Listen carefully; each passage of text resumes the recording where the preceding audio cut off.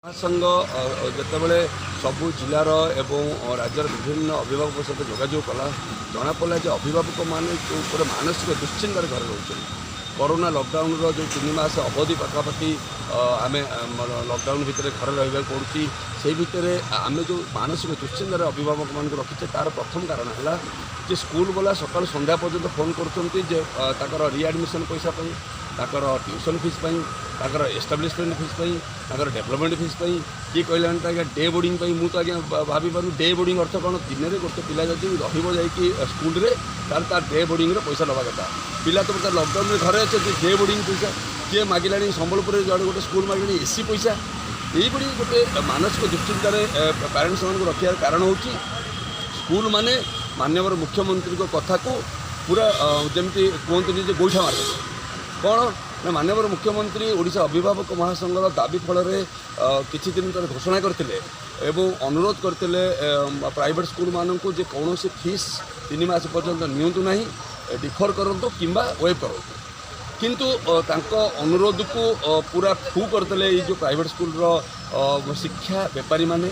मुझे आज अति हार्ड वर्ड कह पसंद करी जे शिक्षा बेपारी कहबार कारण है बर्तमान पैंडेमिक सिचुएसन रे समस्त साहाय्य कर केंद्र सरकार राज्य सरकार करते राज्य सरकार साधारण लोक कर गरीब लोक केमती खाइब ता कथा चिंता कर समय जो स्कूल वाला कोटी कोटी टका रोजगार कर स्कूल ओनर अच्छा भुवनेश्वर ओडिशा एभली ओनर अच्छा जो मैंने लाम्बरी स्कूटर मर्सिडीज चलला कोटी कोटी टका रोजगार कर पारिवारिक बेपार कर सारे तापर गोटे एभली सिचुएसन सरकार अनुरोध को रक्षा कले तार तो मुख्यमंत्री को अवमानना करते से दंड पाइबा आवश्यकता अच्छी आज आम जो ठिया दुईट कारण ठिया प्रथम कारण हूँ माननीय मुख्यमंत्री जमी महाराष्ट्र सरकार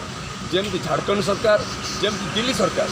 गोटे स्पेसिफिक ऑर्डर कर 3 मास पर्यंत कहीं पैसा नेबे ना जेहेतु बर्तमान माननीय उच्चतम न्यायालय कटक कोर्ट केस अच्छी से कोर्ट केसर निष्पत्ति न आसला पर्यंत कौन स्कूल पैसा आदाय करें ना आम एक मुख्यमंत्री को अनुरोध करूँ गोटे निर्देशनामा जारी करूँ लेट्स कोर्ट जब डिसीजन जहाँ दब आम से फीस देवाक बाध्य हो। द्वितीय कथा है आप देखिए किसी स्कूल भुवनेश्वर में पूरा खोलाम खोला साण मेला कर पेरेन्ट्स मान को डाकुच आस बही किण फिर कि बही बेपार आरंभ हो पुणी आम तो कहूँ एनसीईआरटी बही लागू करने पुणी गोटे बही बेपार आरंभ करदे एभली सिचुएसन घर बाहर को पुलिस राति कहलानी आमको भूत तो दिन में कहलानी एमान होती प्रेत सका ट्राफिक वाला पचार पढ़ाई गले पचार अरे पेरेन्ट्स मान को स्कूल को डाकिया तुमको परमिशन देवा किए कहला भाई एभली एक सिचुएसन रे पुलिस आम सहित गोटे लुचुगाड़ी खेलुची स्पेसिफिक खंडगिरी थाना विषय कही खंडगिरी थानार जे अच्छी अधिकारी अच्छा सी कौन कर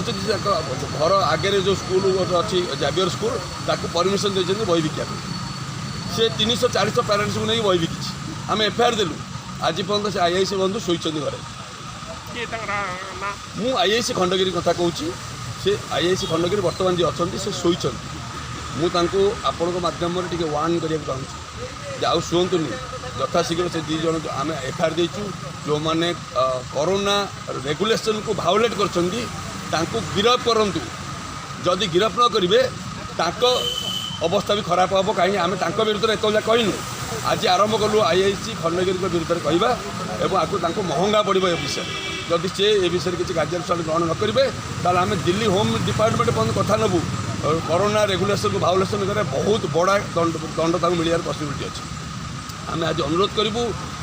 ओएचआरसी गोटे निर्देशनामा जारी कर जो निर्देशनामा अनुसार वेबसाइट रे से स्कूल बही लिस्ट देवे जो लिस्ट अनुसार आम मैंने बाहर मार्केट रू अभिभावक मैंने किनीपर बहुत कंपेरेटिव रेट्रे किनीपर ताकू जो देदेवाई आम अनुरोध करुँ सरकार भावुं अभिभावक मानक ये दुश्चिंतार मुक्त करने बही लिस्ट वेबसाइट दे दिंतु आम बही बाहर किणुतु मु भावुँ यही दुईट कथा नहीं आज अभिभावक महासंघर गोटे ओडिशा सारा ठिया धारणा गोटे नुआ कथा करूँ आम निजक निज पनिशमेंट देकी धारणा करूँ ठिया धारणा करके यह जनवाक चाहूँ ये दुईट कथी मानि दियो हे माननीय मुख्यमंत्री आप ओडिशार प्रतिनिधि ओडिशार नेता तेणु जगन्नाथ को आम आशीर्वाद मागुचु जे माननीय मुख्यमंत्री की से सद्बुद्धि दिंतु ये दुईट ऑर्डर करूँ आमको ये दुश्चिंतार मुक्त करूँ। धन्यवाद।